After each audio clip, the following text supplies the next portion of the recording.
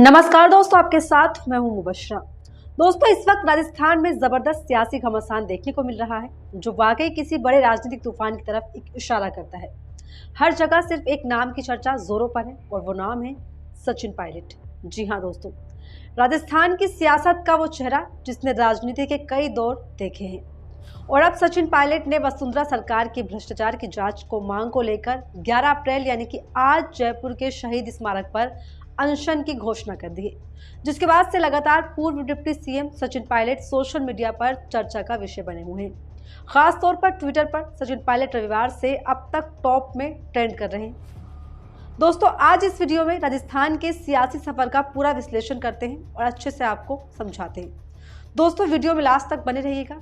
दोस्तों, राजस्थान की सियासत के जादूगर कहे जाने वाले मुख्यमंत्री अशोक गहलोत ने अपने 40 साल के सियासी सफर में बड़े बड़े नेताओं को मात दी है और अपना राजनीतिक वर्चस्व कायम रखा है। लेकिन अब उनके सामने अपने सियासी करियर की सबसे बड़ी चुनौती है, जिसका नाम है सचिन पायलट। दोस्तों, गहलोत 2018 में मुख्यमंत्री जरूर बन गए, लेकिन पिछले 4.25 साल से पायलट ने उन्हें चैन की नींद सोने नहीं दिया। और अब एक बार फिर से पायलट ने बगावती तेवर अख्तियार कर लिए हैं और अपनी ही सरकार के खिलाफ मोर्चा खोल दिया है।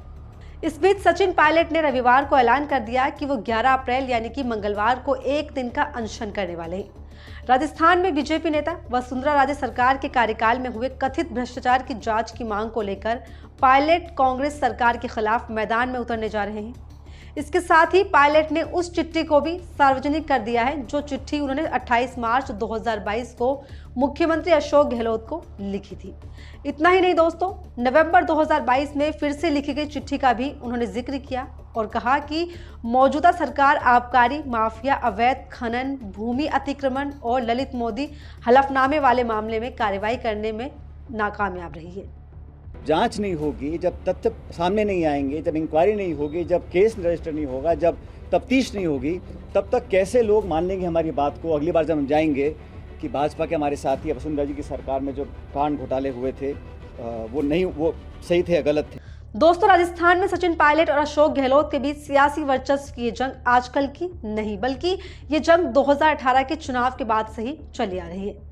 दरअसल नवंबर 2018 में विधानसभा चुनाव के नतीजे आने के बाद कांग्रेस राज्य में सबसे बड़ी पार्टी बनकर उभरी, लेकिन उसे 99 सीटें ही मिल सकी। ऐसे में मुख्यमंत्री पद को लेकर अशोक गहलोत और सचिन पायलट दोनों में नेता जो थे दोनों अड़ने लगे इस बात को लेकर।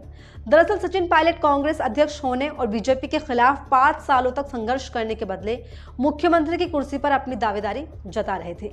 लेकिन अशोक गहलोत को ज्यादा विधायकों का समर्थन मिला हुआ था, जिसके चलते गहलोत सीएम चेहरे पर खुद को ज्यादा सही बता रहे थे। दोस्तों, हालांकि उस वक्त कांग्रेस विधानसभा में बहुमत से 2 सीटें दूर थी, लेकिन ऐसे में अशोक गहलोत ने बसपा के 6 और 13 निर्दलीय विधायकों का समर्थन कांग्रेस के पक्ष में जुटा लिया, जिसके चलते सीएम पोस्ट पर उनकी दावेदारी और पुख्ता हो गई। और एक वजह यह भी रही कि कांग्रेस ने चुनाव में सीएम का चेहरा घोषित नहीं किया था, जिसकी वजह से भी कहीं ना कहीं इस तरह से देखने को मिला। इस वजह से गांधी परिवार और दिल्ली में वरिष्ठ नेताओं से नजदीकी रिश्ते होने के चलते गहलोत को कांग्रेस नेतृत्व में भी हरी झंडी मिल गई। लेकिन विरोध में उसी समय सचिन पायलट ने बगावत का झंडा उठा लिया। और दोस्तों, फिर यहीं से शुरू होता है पार्टी के 2 नेताओं के बीच मतभेद का पूरा सिलसिला। इन सब मतभेदों के बीच अशोक गहलोत सीएम बने और पायलट को डिप्टी सीएम की कुर्सी मिली।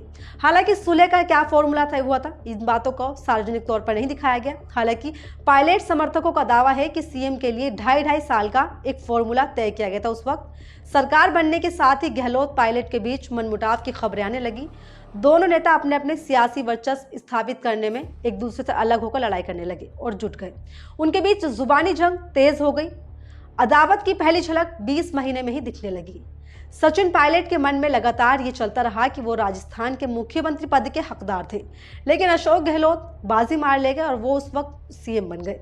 जिसके बाद पायलट ने विधायकों का समर्थन जुटाना शुरू किया। उन्हें लगा कि उनके साथ 35 से 40 कांग्रेस विधायक हैं। प्लानिंग के मुताबिक सचिन पायलट के पिता स्वर्गीय राजेश पायलट की पुण्यतिथि के दिन 11 जून 2020 को बगावत होनी थी, लेकिन सूचना लीक होने और कुछ विधायकों द्वारा अनुपस्थित रहने के चलते बगावत नहीं हो सकी और एक बार फिर से ये मामला कुछ वक्त के लिए टल गया था।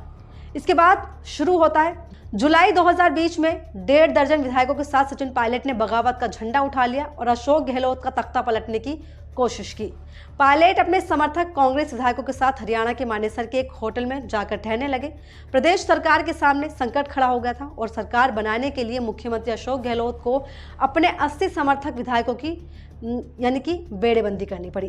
34 दिन तक विधायकों के साथ सीएम अशोक गहलोत भी पहले जयपुर और फिर जैसलमेर के होटलों में रहे। इस बीच पायलट को मनाने की हर जद्दोजहद कोशिश होती रही, लेकिन कोई कामयाब नहीं हो पा रहा था। सचिन पायलट ने चुप्पी साध रखी थी पूरे मामले पर। उनके साथ समर्थक विधायकों के ट्वीट आने लगे कि उन्हें अशोक गहलोत का नेतृत्व मंजूर नहीं है और उनको यह था कि सचिन पायलट ही मुख्यमंत्री बने। इससे ही साफ हो गया था कि सचिन पायलट मुख्यमंत्री की कुर्सी की खातिर अपने समर्थित विधायकों के साथ होटल में जाकर बैठ गए, यानी कि पूरा मामला क्लियर हो चुका था। इसके बाद 14 जुलाई 2020 को सचिन पायलट को प्रदेश कांग्रेस के अध्यक्ष और डिप्टी सीएम पद से बर्खास्त कर दिया गया। इसके साथ ही रमेश मीणा और विशेंद्र सिंह को भी मंत्री पद से बर्खास्त कर दिया गया। इस बीच अशोक गहलोत ने पायलट के लिए गद्दार से लेकर निकम्मा जैसे शब्दों का भी कहीं ना कहीं इस्तेमाल किया।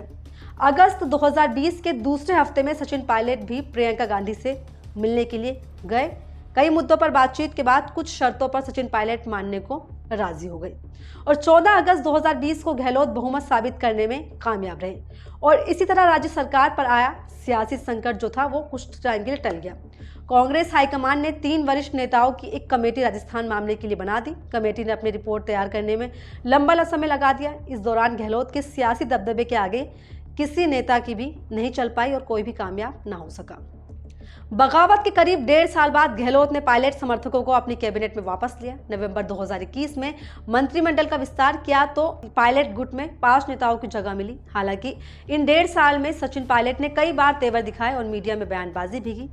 उन्होंने राज्य की कानून व्यवस्था का मुद्दा भी उठाया, लेकिन गहलोत ने अपने मन के मुताबिक समय समय पर मंत्रिमंडल का विस्तार किया और यानी कि नजरअंदाज करते हुए सचिन पायलट की बातों को अपना काम करते रहे और सारी बातों को पूरी तरह से बर्खास्त किया। दोस्तों, अब कहानी शुरू होती है राहुल गांधी की भारत जोड़ो यात्रा के वक्त की। भारत जोड़ो यात्रा की राजधानी में एंट्री से पहले फिर से गहलोत और पायलट समर्थक अपनी अपनी ताकत दिखाने में जुट गए। संतुलन बनाने के लिए संगठन महासचिव केशव वेणुगोपाल जयपुर पहुंचे। उन्होंने किसी तरह से दोनों गुट के हाथ उठवाकर ये संदेश देने की कोशिश की कि पार्टी में सब कुछ ठीक है, लेकिन ये सब ऊपरी दिखावा था। हालांकि उस समय भी अंदरूनी कलह चल रही थी। इसके बाद 16 जनवरी को नागौर जिले के परबतर में पायलट की ओर से किसान सम्मेलन का आयोजन किया गया। इस सम्मेलन में पायलट ने पेपर लीक माफिया को बचाव देने वालों के खिलाफ सख्त एक्शन नहीं होने को लेकर बयान दिया।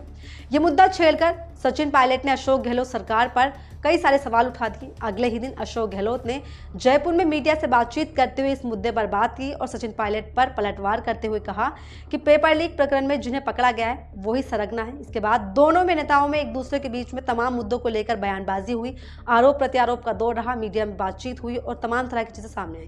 अब 19 जनवरी को सचिन पायलट ने अपनी ही सरकार से बगावती तेवर में भ्रष्टाचार का सबसे बड़ा मुद्दा उठाया, जहां से आज जो हो रहा है उसकी नींव पड़ी। सचिन पायलट ने वसुंधरा राजे ने कार्यकाल में हुए घोटाले की जांच को लेकर कहा कि 4 साल बीत गए लेकिन अभी तक बीजेपी राज में हुए घोटाले का कुछ भी पता नहीं चल पाया, कोई जांच नहीं हुई है। जांच नहीं होगी, जब तथ्य सामने नहीं आएंगे, जब इंक्वायरी नहीं होगी, जब केस रजिस्टर नहीं होगा, जब तफ्तीश नहीं होगी, तब तक कैसे लोग मान लेंगे हमारी बात को। अगली बार जब हम जाएंगे कि भाजपा के हमारे साथी वसुंधरा जी की सरकार में जो कांड घोटाले हुए थे वो सही थे या गलत थे। इसके बाद सचिन पायलट ने 28 मार्च 2022 को मुख्यमंत्री अशोक गहलोत को 5 पन्नों की चिट्ठी लिखी थी।